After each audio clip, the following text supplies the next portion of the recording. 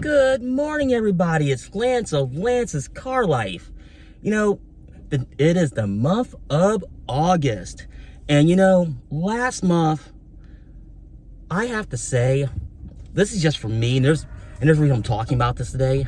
This is my worst back-to-back months I've had probably since the crash of 2008. So it's been a long time for me. It is not due to the lack of effort. It really isn't. A lot of it is I'm pretty much exclusively secondary. It's just a couple things. Well, the first thing is the clients themselves, and I'll talk about that first. Now, I haven't seen credit scores this bad since basically back since 2008, 2009, I was doing buy here, pay here full time. And a lot of it is that, and as bad as it sounds, is people just don't have the money at all. I mean, I haven't seen so many sub 400 credit scores in a very long time.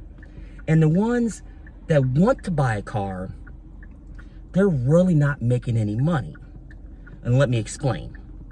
Like, I was starting to see a lot of $13, $14 an hour people, you know, putting applications in online or coming into the store. And I'm thinking to myself, if you're making that much, how can you survive?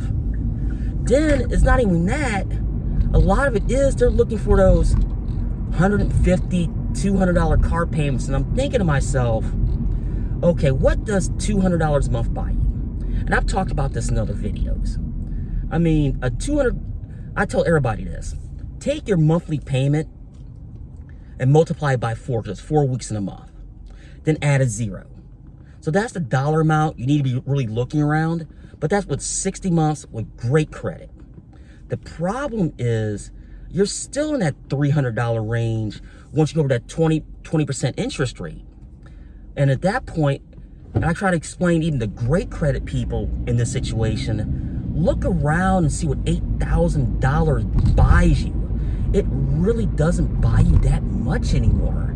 It really doesn't. And it's one of those ones to where, if you're wondering, folks, I'm driving right now.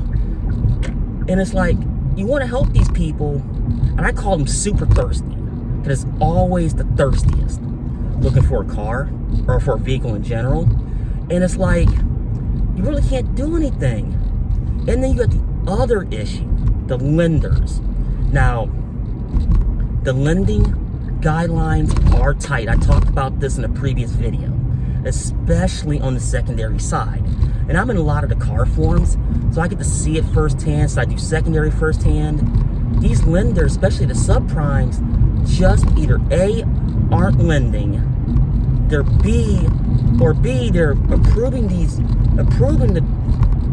clients, but the problem is their terms are so bad, you might as well just decline it. Like, give me a perfect example. I'm not going to name names in this video, but people who car guys and gals know exactly what I'm talking about. They'll send over an approval, and it's a good one. I mean, like 19, 20%. The problem is, what a lot of people don't know is the lenders would charge a fee to do the transaction. But they'll do the fee, but the fee is it's either $5,000 or they say they'll outright approve them. But let's say they're looking at a $20,000 car, they'll cut it all the way back to $11,000, $12,000, and they expect the client to put that money down in difference. So if you're going to decline the application, just do it outright. I always say that. I mean, we call it in the business left-handed turn down. And it's like, you're really not lending out there. Now, the other thing I've been noticing too here is that people, and I talked about this, are getting meaner and meaner. Now, I'm a pretty nice guy, but there's really no need to, folks. Even with people with really good credit, there's really no need to. And I just don't get it. Now, coming into August is usually a really good month for people like me, at least the first 3 weeks. Because let's get real. The week of Labor Day is pretty iffy, because normally for a lot of people, it's back to school week. So you get those people at the beginning of the month, especially if they're looking for vehicles, looking for their sons or daughters, you know, something not necessarily inexpensive, but, you know, inexpensive, or they're going to college or whatnot. So the first few weeks for me are actually always really, really, really good, and it is for a lot of people. So we're going to see what happens, what not happens. It all really depends on the situation, and that's why I say that. That's why I said that.